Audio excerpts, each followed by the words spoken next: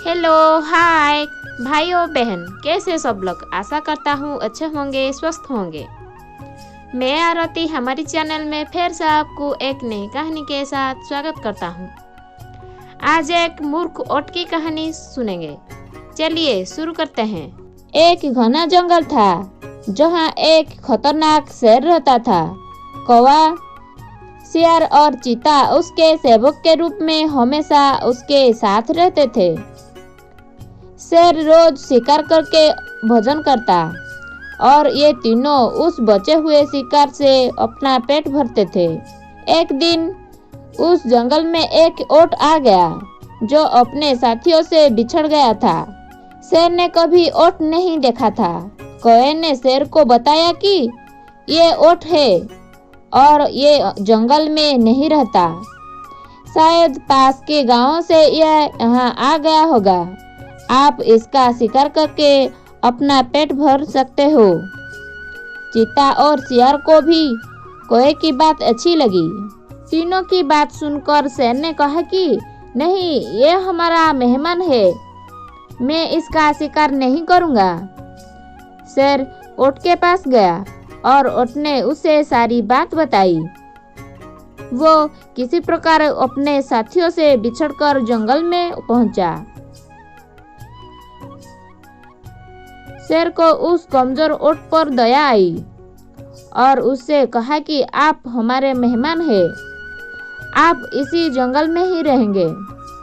कौवा, चीता और शेर इसी बात को सुनकर मन ही मन ऊंट को कोसने लगे। ऊंट ने शेर की बात मान ली और जंगल में ही रहने लगा। जल्द ही जंगल की घास और हरी पत्रिका खाकर वो तंदुरुस्त हो गया। इस बीच एक दिन शेर की जंगली हाथी से झगड़ा हो गई और शेर बुरी तरह से घायल हो गया। अब कई दिनों तक शिकार पर नहीं जा सका। शिकार न करने पर शेर और उस पर निर्भर कौवा, चीता, शेर कमजोर होने लगे। जब कई दिनों तक उन्हें कुछ भी खाने को नहीं मिला तो शेर ने शेर से कहा कि महाराज, आप बहुत कमजोर हो गए। अगर आपने शिकार नहीं किया तो हालत और ज्यादा खराब हो सकती। इस पर शेर ने कहा कि मैं इतना कमजोर हो गया हूँ कि अब कभी भी जाकर शिकार नहीं कर सकता। अगर तुम लोग किसी जानवर को यहाँ लेकर आओ तो उसका शिकार करके मैं अपना और तुम तीनों का पेट भर सकता हूँ। इतना सुनते ही शेर ने तपक से कहा कि महाराज, अगर आप चाहे तो हम ऊंट को यहाँ लेकर आ सकते हैं, आप उसका शिकार कर लीजिए। शेर को ये सुनकर गुस्सा आ गया और बोला कि वो हमारा मेहमान है, उसका शिकार मैं कभी नहीं करूँगा। शेर ने पूछा कि महाराज, अगर वो सो अपने सामने खुद को समर्पित कर दे तो? शेर ने कहा तब तो मैं उससे खा सकता हूँ।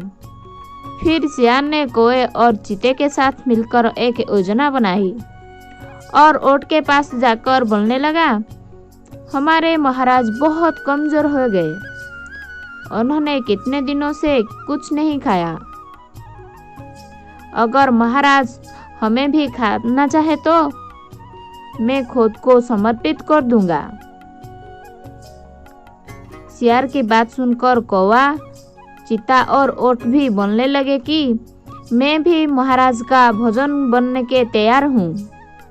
चारों शेर के पास गए और सबसे पहले कौवे ने कहा कि महाराज, आप मुझे अपना भोजन बना लीजिए।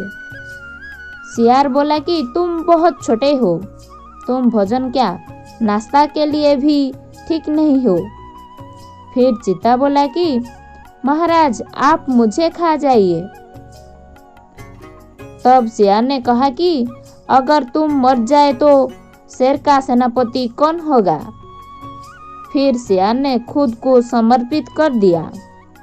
तब कौवा और चीता बोले कि तुम्हारे बाद महाराज कौन बनेगा। जब तीनों को शेर ने नहीं खाया तब ओट ने भी सोचा कि महाराज मुझे भी नहीं खाएंगे, क्योंकि मैं तो उनका मेहमान हूँ।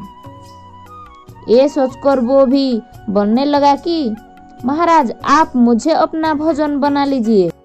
इतना सुनते ही शेर, चीता और शेर उस पर झपट पड़े, इससे पहले कि ओट कुछ समझ पाता। उसके प्राण शरीर से निकल चुके थे और चारों उससे अपना भोजन बना चुके थे। दोस्तों, इसी कहानी से यही सीख मिलती है कि हमें बिना सोचे किसी की बातों में नहीं आना चाहिए। साथ ही चालाक धूर्त लोगों की मीठी मीठी बातों पर कभी भरोसा नहीं करना चाहिए। दोस्तों, ये हमारा छोटी सी कहानी आपको ज़रूर पसंद आया होगा। ऐसी कहानी देखने के लिए हमारी चैनल को सब्सक्राइब करो, लाइक करो, कमेंट करो। Bye bye.